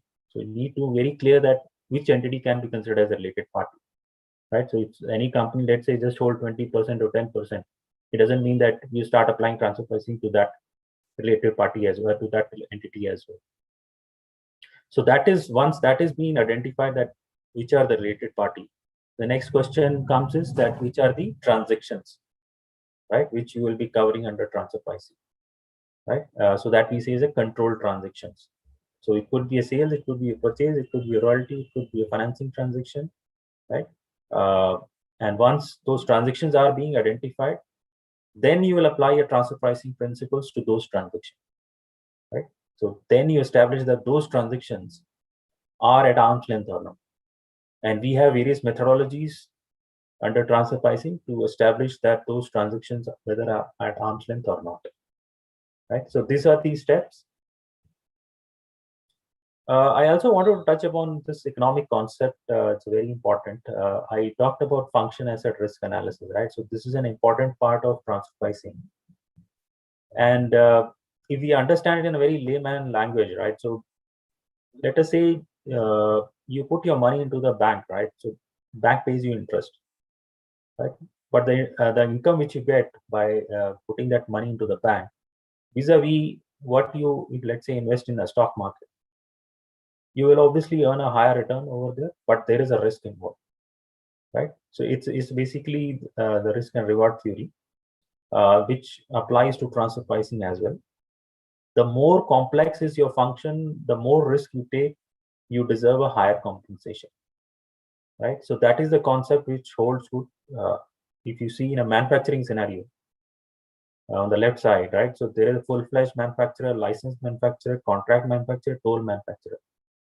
So toll manufacturer is basically, the job of the toll manufacturer is just to do a conversion activity. He does not take a title to the inventory. He does not do any marketing. So obviously his compensation would be much lesser, right? Whereas a full-fledged manufacturer, he would expect the non-routine returns, right? So if, let's say, take an example of Flextronics or Foxconn, which are contract manufacturers for like Apple, right? So Apple makes some money, but these contract manufacturers make a very routine margins, right? Because their functionality is less, their risk is less, whereas Apple risk is higher. So the same thing applies in transfer pricing also. We need to analyze the respective entity also, what is the characterization of that entity and how much profit that entity should be entitled to. And that would be determined based on the function asset risk analysis by seeing the intensity of what are the functions being performed, what are the risks being taken, right? So that is what we do as a FAR analysis, function asset risk analysis. So as you can see here, we have plotted like what are the activities, what are the functions, right? In a full-fledged manufacturer case, in a licensed manufacturer case, in a contract manufacturer case. So in a full-fledged manufacturer case, right, they will carry out all kind of functions, they will take all kind of a risk, right? But if we talk about licensed manufacturer, they would not have a technology on their own, they would be borrowing a technology, they will be licensing a technology. Similarly, in the contract manufacturer, they will not be taking a marketing activity, right? So this is how we do that, so that we determine, okay, what is the right amount of profitability or compensation which the respective entity should get from a transfer pricing angle. So this FAR gives that kind of an answer to us, right? Okay, so this one is, you will find that most of the MNCs actually operate in this kind of a model, where the headquarter company, where the MNC headquarter is, right? So that is, if you can see, this is a green box, which is called a principal company. So you will find most of the MNCs put their transfer pricing arrangement in a place where they will try to centralize the profitability at the headquarter level, right? So that we say is a principal model. And then they just appoint, or they just set up a subsidiaries to carry out just routine activities. So in this case, you see this green, the blue boxes. So these are the routine companies. So let's say the principal company set up subsidiaries to do a sales activity, or they set up a company to just own the IP intangibles, or they set up a subsidiaries to do a management services, or they set up any tolling companies to do a manufacturing. So these kind of a companies will just get a very routine cost plus kind of a markup, and whatever the business will make by selling it to third party, right? So after paying the routine margin, everything non-routine residual goes to the principal company. And that is why they would try to shift the profit more to the principal company. But this is well recognized in the transfer pricing because, as I mentioned, that this is based on the FAR analysis, because these companies are routine, right? They deserve only very routine kind of a margin. Whereas this company is full-fledged, they are principal, they take all kind of a risk. Then from a transfer pricing angle, if you see, this kind of a company deserves a non-routine residual profit. And most of the MNCs operate in this kind of a fashion. If you do a transfer pricing analysis, then you will find that this kind of a structure is very common. We have seen a decentralized structure as well, but I would say 80 to 90% of the structures are in this fashion, where the principal company has the routine companies and the routine company just on a routine margin, and whatever the profitability which the business generate after paying these routine companies goes back to the principal company, right? So this is about the principal structure. Now, after understanding the concepts of transfer pricing, let me also talk about what is this transfer pricing documentation, right? So this is an important element of transfer pricing because you need to establish that you are rightly pricing a transaction, right? Now, how do you establish that? That you do by doing this transfer pricing documentation. So every taxpayer needs to prepare a transfer pricing documentation. And these are some of the components of the transfer pricing documentation. Means you have to talk about the business of the company, you have to talk about the business of the group, which the company is part of. What are the related party transactions? What are the pricing policy for those transactions? What is the formula being applied to price those transactions? Then function asset risk analysis, which we just talked about. And finally, the economic analysis, right? So this is where our involvement gets more, economic analysis, because we do a benchmarking, we do a comparative analysis, right? So this, I would say, is our bread and butter. Means 80 to 90% of our revenue comes from this transfer pricing documentation, because we help clients to prepare this transfer pricing documentation. So it's an interesting task, I would say, to prepare this, because you need to understand about the business first, right? Then only you can do a transfer pricing analysis. Otherwise, it's a very simple concept of arm's length, right? Means which you need to apply to the business. But first, you need to have a proper understanding of the business, the economic circumstances, right? The one which we talked about. So those 5 factors of comparability you can apply only once you have a complete understanding of the business. Yeah, so I think these are the components of the transfer pricing documentation. And apart from this, as I mentioned, that we do the economic analysis, so where we do a comparison, and we have various methods to do it, right? So there are 5 methods. So if I primarily see that, then mostly like one is a price-based method, other one is a profit-based method. Now, what is price-based method is basically where you do a comparison for a price. So let's say the same example of Singapore, right, which we talked about. So that was more of price-based comparison, where you're trying to see, okay, if you carry out the same transaction with the related party, then you're charging 9,000. But you carry out the transaction with third party, you're charging 10,000. Right. So there we are trying to do the comparison with the price level. That whether 10,000 and here is 9,000 means that price is not right, right? But there is another methodology, fallback methodology, is a profit-based comparison. So profit-based comparison is where you do not have this kind of a apple-to-apple price comparison, right? So because of the various differences in terms of shipment terms and all, then we see at the profit level. So at the profit level, how do we check? We check in a way that if the company carries out a related party transaction, what is the profitability? So let us say that company makes 5% profit. Now what we'll do is that we will find a similar companies in the public domain by doing a database search. So we have various databases where you'll get a data about the comparable companies. You need to apply various filters. It's a very detailed, extensive exercise. And then we come out with a 10, 15 companies, similar companies, and then see what is the kind of profitability those companies have. And then we see whether the company for which you are doing a transfer pricing analysis, let us say the company is making 5% profit, and the comparable company's weighted average or median point, let us say 7%. Then the conclusion would be that the price are not, the transactions are not rightly priced because the company margin is less than the benchmark of 7%. So that is the profit-based comparison, where we find comparable companies and do the benchmarking and then see what is the profitability, average profitability, and then compare it with the taxpayer profitability. So if it is on par or higher than the benchmark, then conclusion is that transactions would have been at an arm's length because profitability is high. But if profitability is low than the benchmark, then the conclusion would be that transactions are not rightly priced. And most of the transfer pricing analysis is based on profit-based comparison. I will say 95% cases you may end up applying the profit-based comparison.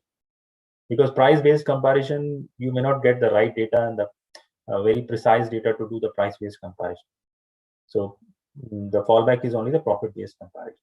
So once we do that comparative analysis, then we make it as a part of the documentation. And there could be a situation that company may have lower profit than the benchmark because of some business reasons. It may not be due to the mispricing of the related party transaction. It could be due to some other external business factor like pandemic or COVID, right? So most of the business were in a lockdown.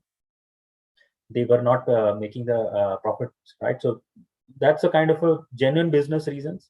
That also goes into part of the TP documentation to substantiate if the company is making a low margins. Right? So this all goes into the transfer pricing documentation. Yeah, this is what I talked about, the benchmarking part, right? So where we find the similar companies. So if you see here, these are all companies having their operating margins, and then you find their range. What is the median? What is the, so you can apply statistics tool here to see what is the range of margin which the similar companies are making in the industry. If it is, let's say, 4% to 11%.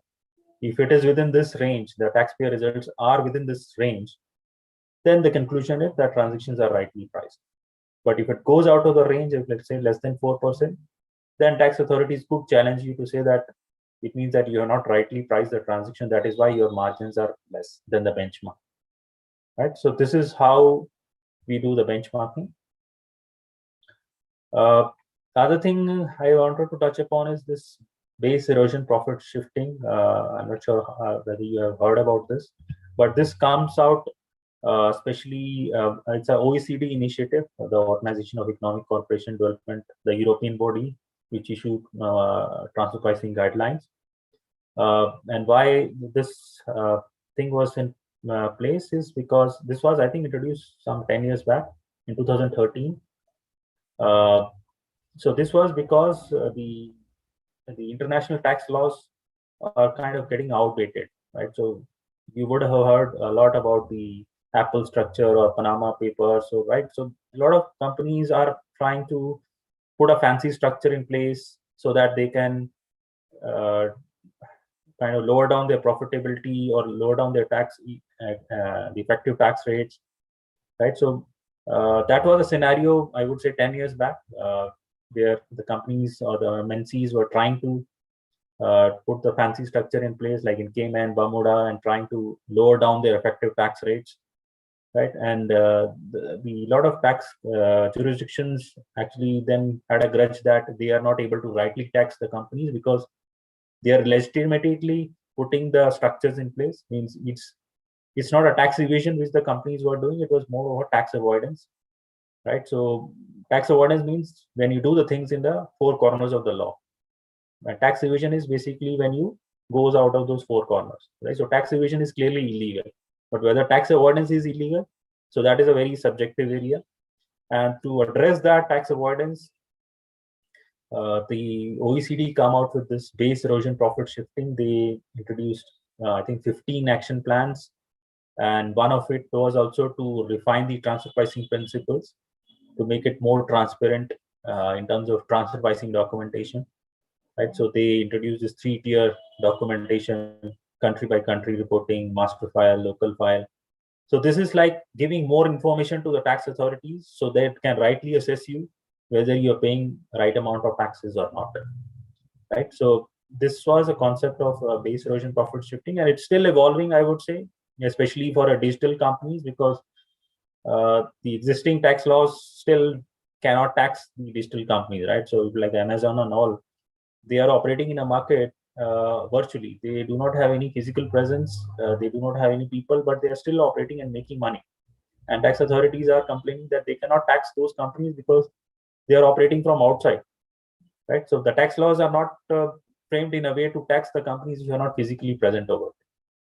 So this is something which is evolving with the base erosion profit shifting, especially for digital companies. Now OECD is again thinking of refining the principles. So that's another interesting area. I think you can do a search in the browser and then find what's happening on this for the digital companies especially. So controversy management, this is another area which we help our client with. So once you prepare a transfer pricing documentation, so it's a year-end compliance which you do, and then tax authorities also have an opportunity to do a scrutiny and audit, right, on the taxpayer, whether they have rightly priced the transaction or not.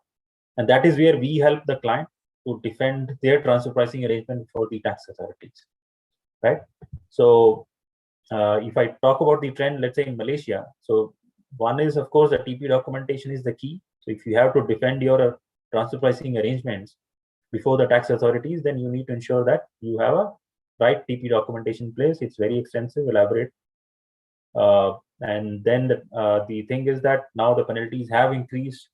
And the tax authorities are focusing on new kind of transactions, new kind of issues, and they have their own risk-based parameters to select the companies for an audit, right? So it's not that every company gets audited, but they have their own risk parameters. So the company, let us say, have a high volume of related party transaction, that company could be subject to a transfer pricing audit, right? And then you have to defend it, that whether you rightly price a transaction or not.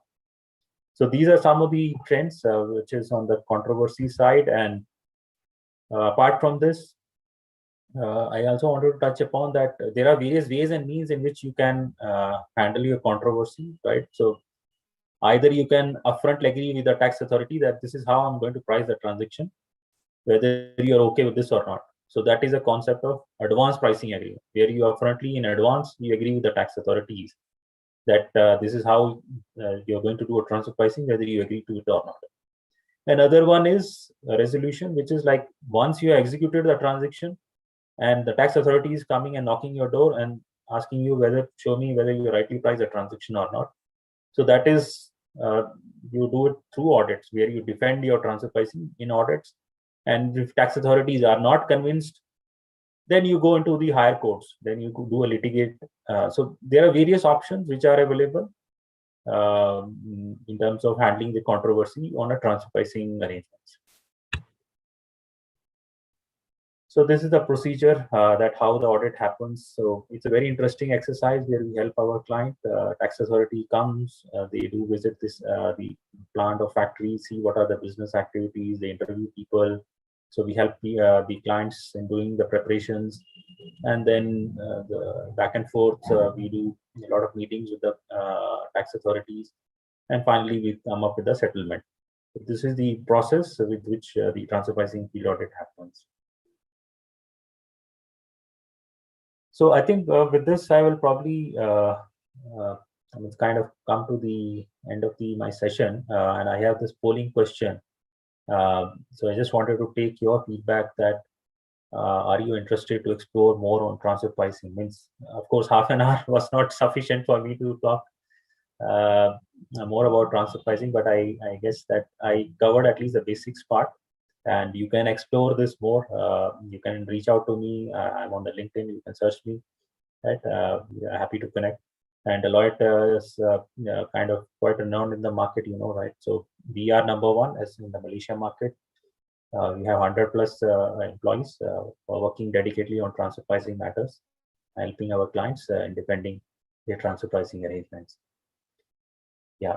So I guess 76% says quite positive about transfer pricing. So that's a good feedback, I think. So you can explore more about it. You can reach out to me, I could say.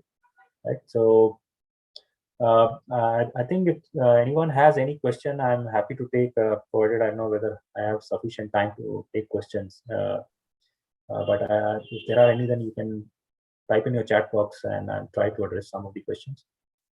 Yeah, Mr. Gan, there's one question which I find quite interesting. One of the participants, they ask you, like, do you recommend a fresh graduate to join in transfer pricing, or you suggest them to gain few experience first before like in the industry first before they join transfer pricing? Yeah, I think you can start with transfer pricing, means as long as you have a basic understanding of accounting, right? Because we do a lot of number crunching, a lot of analysis. So we expect the person to at least have the basic understanding of accounting and tax, right? So it may not be necessary that you need to get an industry experience or do the higher qualifications.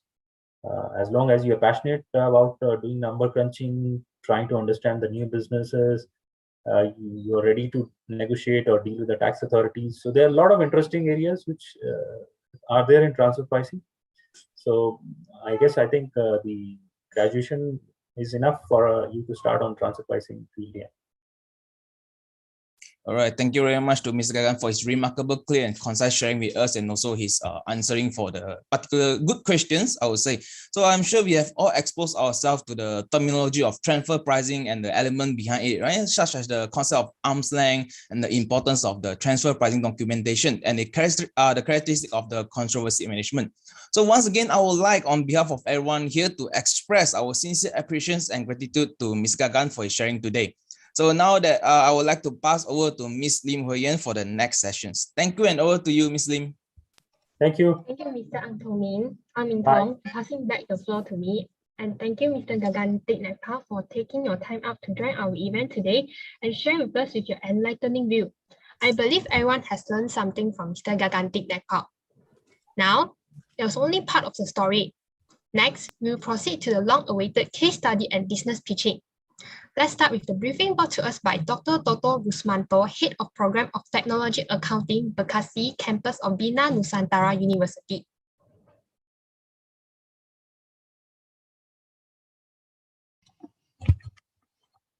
Okay, thank you very much for MC. Good morning, dear committee, all participants, our respected judge, moderators, and all of you. Good morning. Let me I give some brief for the case study.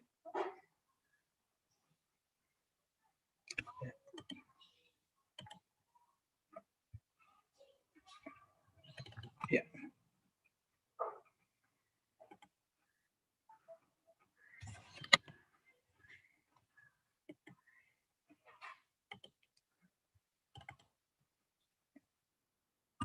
Yeah.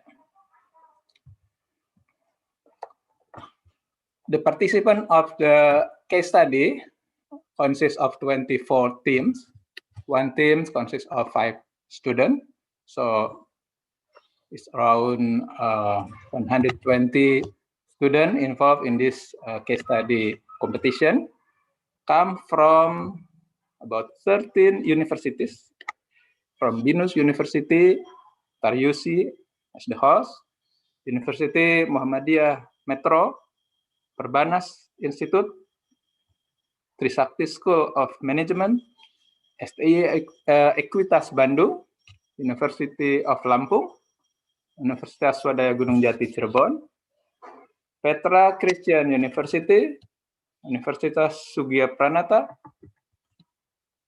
Xiamen University, Sunway College Johor Bahru, and Quest International University. So we have about 13 participants universities.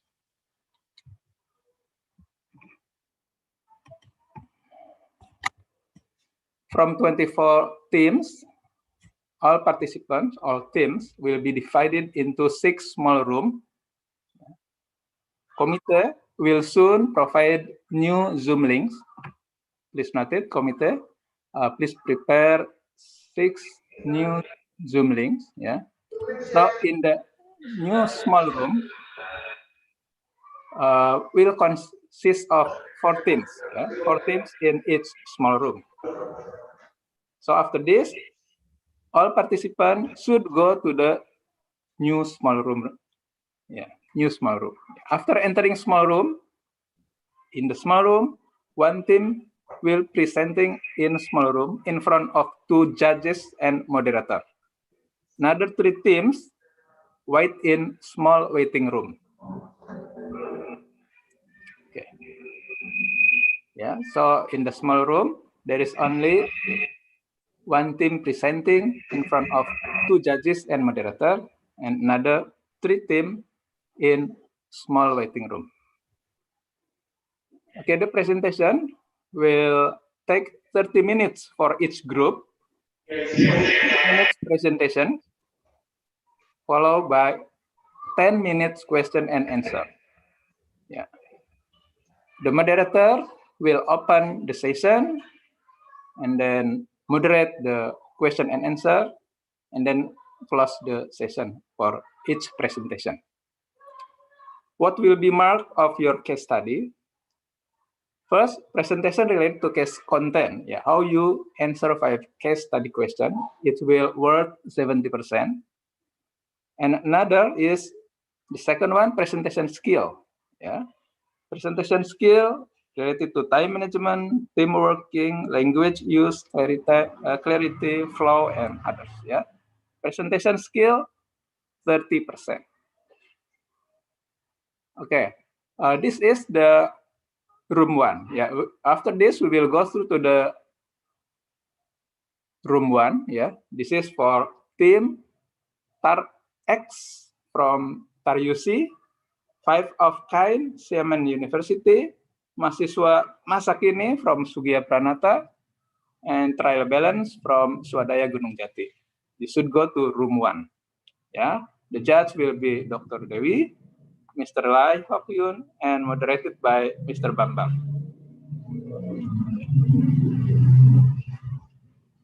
Room 2 will be consist of sunflower trading from TAR UC, asset team from Xiamen University, newbies from TAR UC, Pervez from Trisakti School of Management. And the judges will be Dr. Heni Kurniawati and Mr. Lee Siulik, moderated by Mr. Ko. Room 3 will consist of the Miracles team from TAR UC, Accountaholic from TAR UC, Gold Digger from Sunway College, Johor Bahru, Expense team from Muhammadiyah Metro. The judge will be Dr. Sinta Amelina and Ms. Chua Lee Fern. Will be moderated by Mr. Lai. Room 4 will consist of Team Heaven from TAR UC, LA53 from BINUS, Accountable for Accountant from Petra Christian University, Eureka from STA Equitas. The judges will be Dr. Mariani and Ms. Lin Sejian. Will be moderated by Mr. Tommy Adrian. Room 5 consists of 2 UH from TAR UC, BN Accounters from Quest International University, COGS from Muhammadiyah University Metro, and Aprodet from Perbanas Institute, Jakarta. The judges will be Dr. Arfian Zudana and Ms. Ranji. Will be moderated by Ms. Sylvia Dewianti. And the room 6, the theme is TAR UC Pahang from TAR UC Pahang, Extraordinary from BINUS, Best Buddies from TAR UC, and Accountangeable from Lampung University. Judges will be Dr. Toto Rusmanto and Ms. Wong Pohli, and will be moderated by Ms. Jane. So that's all what I can brief. Is there any question? If everything is clear, so to the committee, please provide link so we can go directly to the link, yeah, as guided in the schedule. Thank you very much. Back to the MC. Dear participants, are you ready? Let's not waste time. The case study starts now. There will be 6 different new Zoom links. There are a total of 24 groups, which each consists of 5 people. I would like to invite Dr. Toto Rusmanto to take over the floor.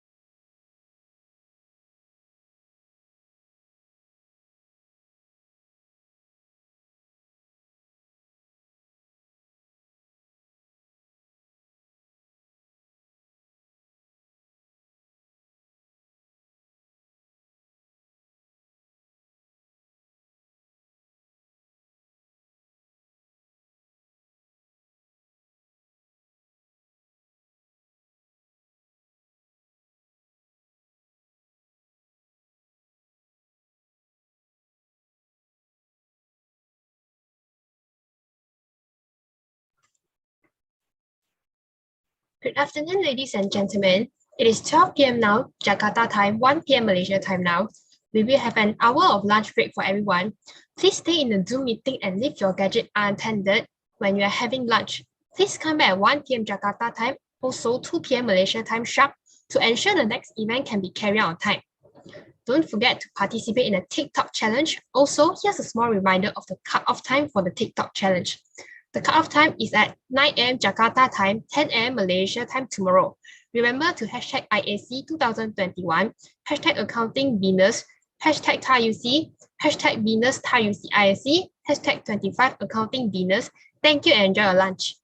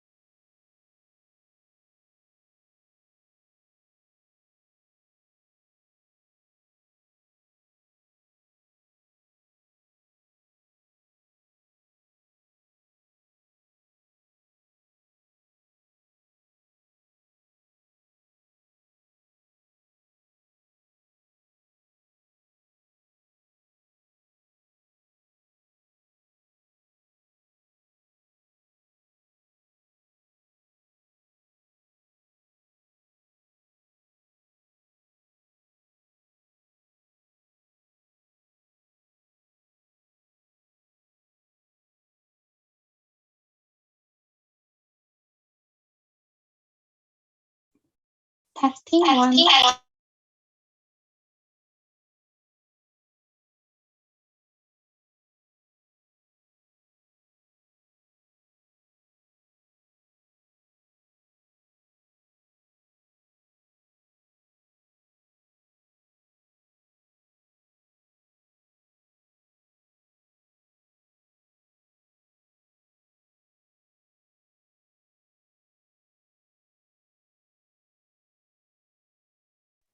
Testing 1, 2, 3.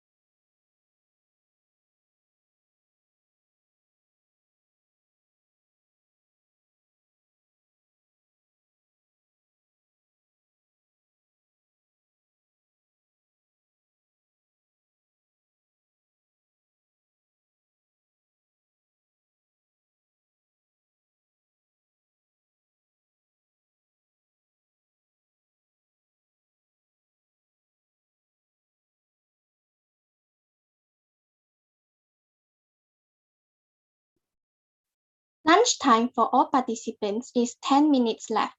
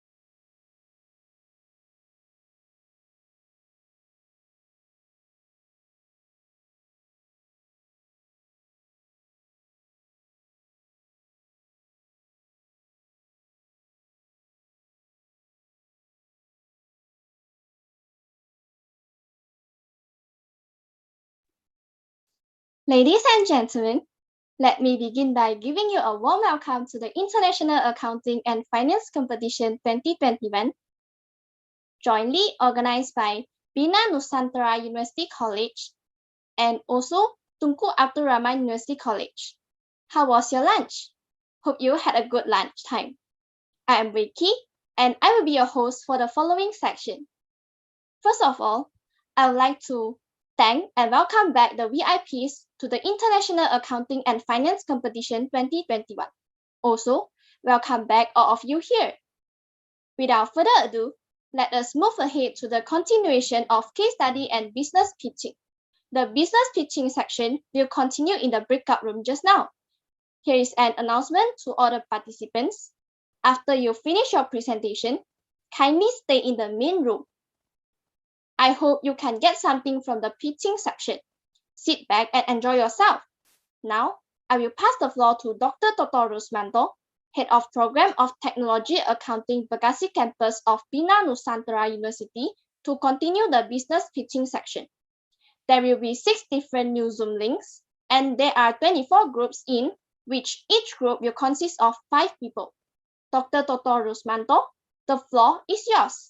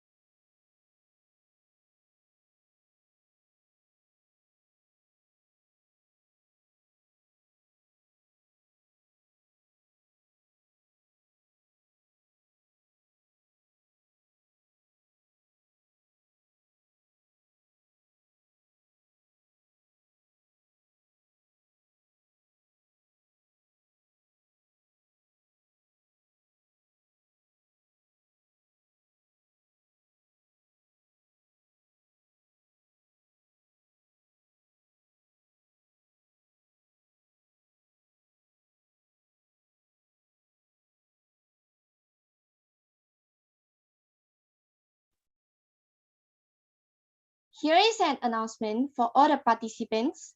Kindly stay in the main Zoom after you finish your presentation. And also, welcome back all the participants.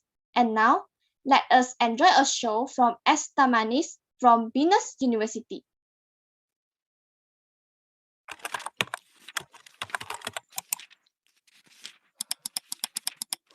Why is it so hard? So much coding and numbers. Hey, can you stop grumbling? I'm tired of your non-stop complaints. Look at my table. When will it be empty? It's always full of paper. Do you think mine is? My head's gonna explode.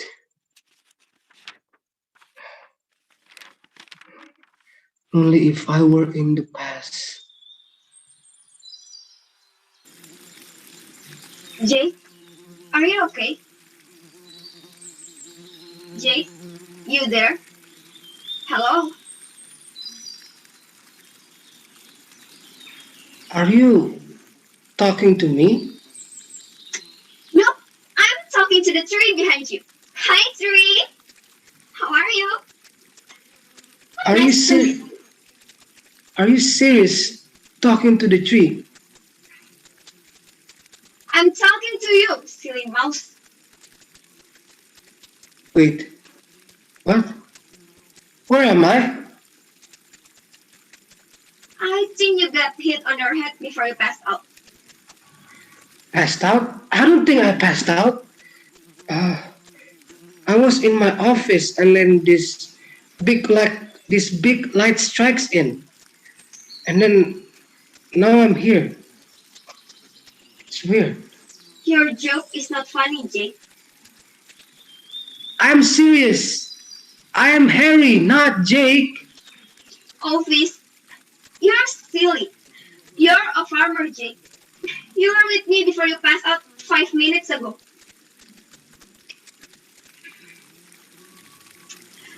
Let's go home and eat.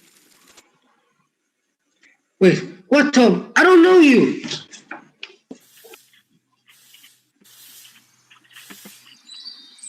Where were you, dear? I thought something bad happened. You can ask your grateful son, Mom. He was so weird. He told me a nonsense story.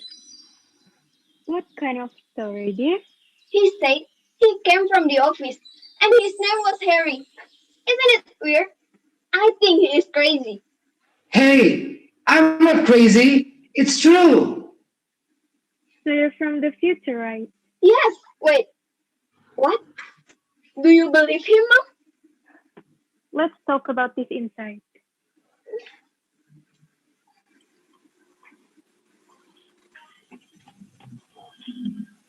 Harry, what year did you come from?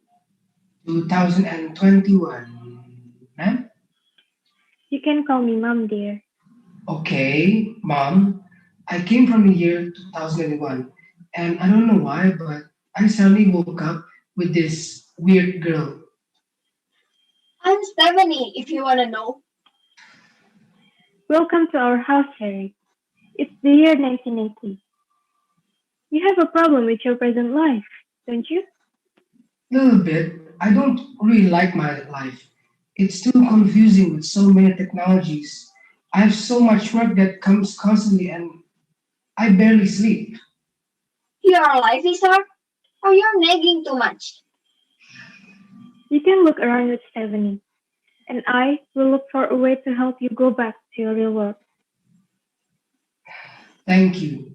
But why should I go around with this Stephanie? Do you think I want to walk around with you? Don't be like that, Steph. And Harry, don't tell this story to anyone else. From now on, just act like you are Jake until I find a way.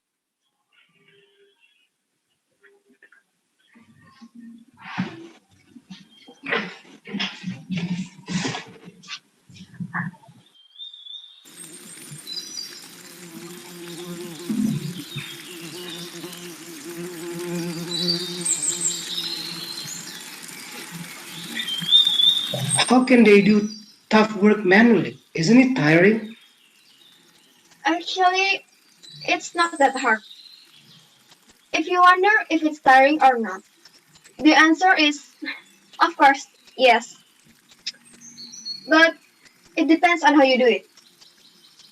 If you enjoy and love your work, you'll feel at ease. It's only about how you think about your work.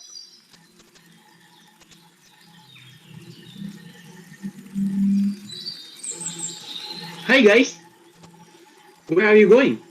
Oh, hi, Steve. We're just walking around. Who is it? He's Jake's friend and also his boss. Jake? How do you feel now? Why did you pass out? I'm okay. Maybe a little bit tired, but everything is fine now. Thanks for asking. How about you, Steve? Where are you going? I'm going to the field. Do you want to come with me? Sure. Okay, let's go.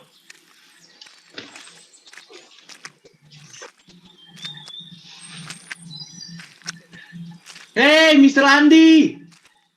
How is your work? Nothing to complain, sir. Great. I'm glad to hear that. Tell me when you have a problem, okay? I will, sir. Thanks in advance. Is he one of your co-workers? Yes. You worked with him before, Jake. Why do you act like this is the first time you saw him? He's just asking because you're so close with him. Yes. I just wonder whether the two of you are closer than before. I see. I try to stay close with my coworkers so we can work together comfortably. That's so kind of you. It will rain. I think we have to go home. Why though? Rain is a gift. I love walking in the rain. Why don't we wait until the rain comes so we can play? We could catch a cold, Steve. I don't think it's such a good idea. Let's just go home and take some rest. It's true. We have to go home and go to work tomorrow. Okay then. See you guys. See you. See you, Steve.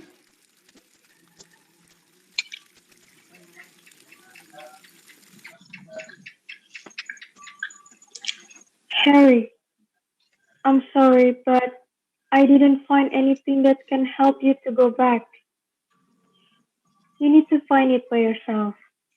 The answer is in your heart, dear. What? What kind of answer, Mom? The reason why you came here, Harry. You need to find the meaning of your journey here. I don't understand. You'll understand once you find it. For now, take a rest and start to think about the answer.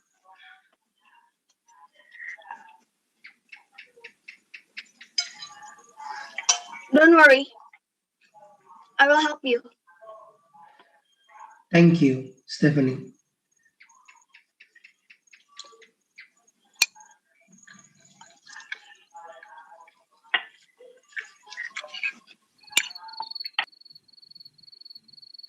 I envy Steve.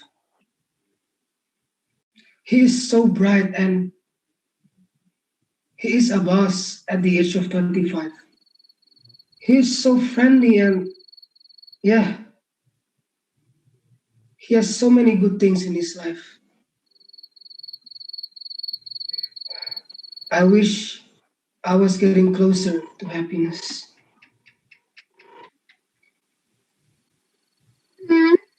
Sometimes I envy him too. But I realized something. I've told Jake about this, but I will tell you, if you don't mind. Sure, go ahead.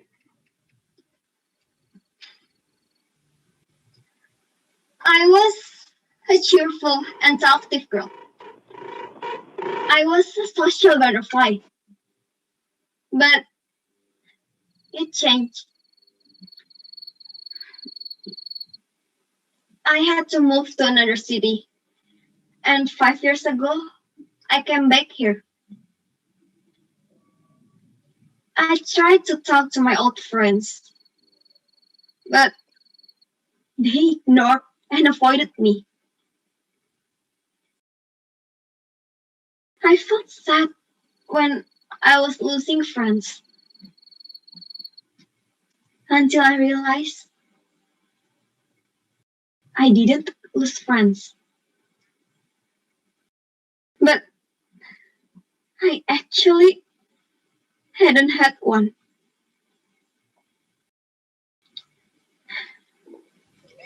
Now, I have become a tough girl. I hide my true feelings behind my harsh words. I wear a mask every day so I can protect my heart.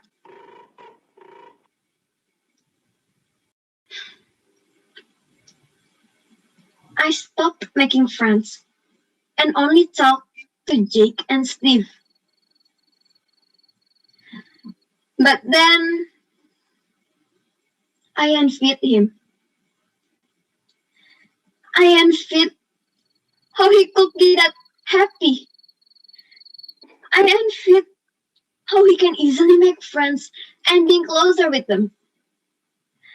I envied how he's being loved by many people.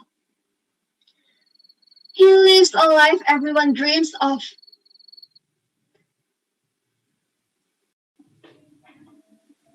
One day, Jake and I saw him drowning himself in the lake. We asked him the reason, and guess what he said? He was tired of himself. He was tired of being perfect and met people's expectations. It hit me so hard. I was wrong for envying his life when he hated it.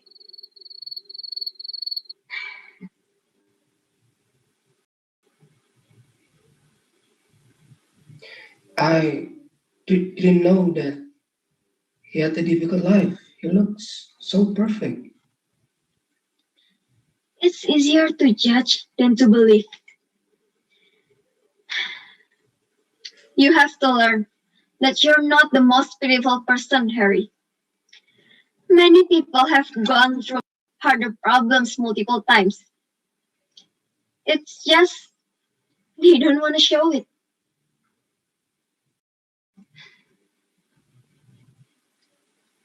It's scary when you realize what a smile can hide. Look at Steve. He was so cheerful and being loved by many people. He has a bright smile, isn't it? But you'll not know what he has gone through behind his smile. He said he liked the rain, right? Can you guess the reason? Sad people like the rain because they know that they're no longer crying alone. Mom? Grateful for what you have, Harry. Your life is your own choice. Today will become your yesterday, and your tomorrow will become your today. Don't pity yourself, but be thankful. Thank you, Mom, Stephanie. I was wrong. I always compare myself to other people. I thought I lived the most difficult life. I hated everything I have and regret everything I do. It's okay, dear. Now you've learned. I hope you can be a better version of yourself. You start disappearing, Harry. What's wrong with me? You found the answer to why you came here. Now, you can go back to your real life. Once again, I want to thank the both of you. I will keep this memory as my strength. Don't forget us, Harry. Be happy. I have to go now. Bye. Hope you find your happiness.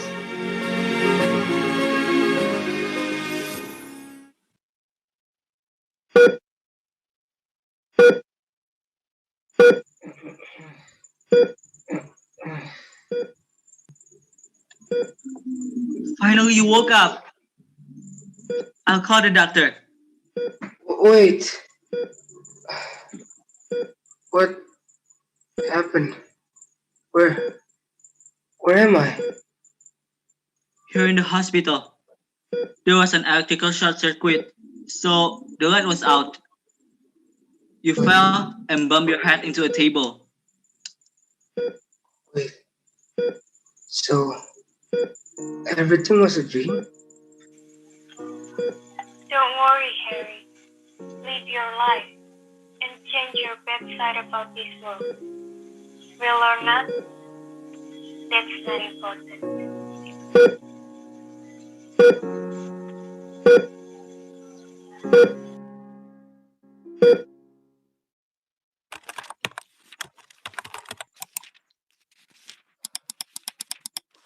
Why is it so hard? So much coding and numbers. Hey, can you stop grumbling? I'm tired of your non-stop complaints.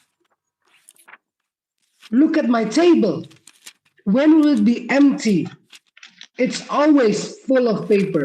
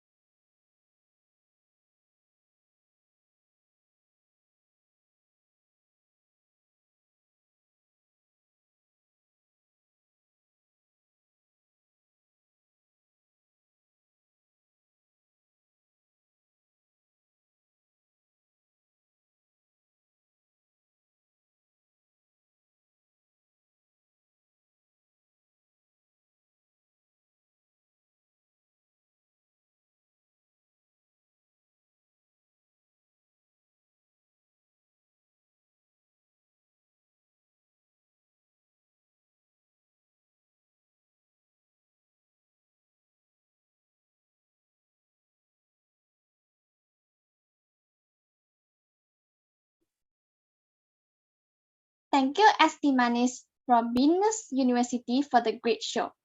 It is amazing. A reminder to participants, the TikTok challenge for all those who in this room is still going on. You can make a TikTok video and must use the hashtags. The hashtags consist of hashtag IAC 2021, hashtag Accounting Venus, hashtag ThaiUC, hashtag Venus ThaiUC IAC, and also hashtag 25 Accounting Venus.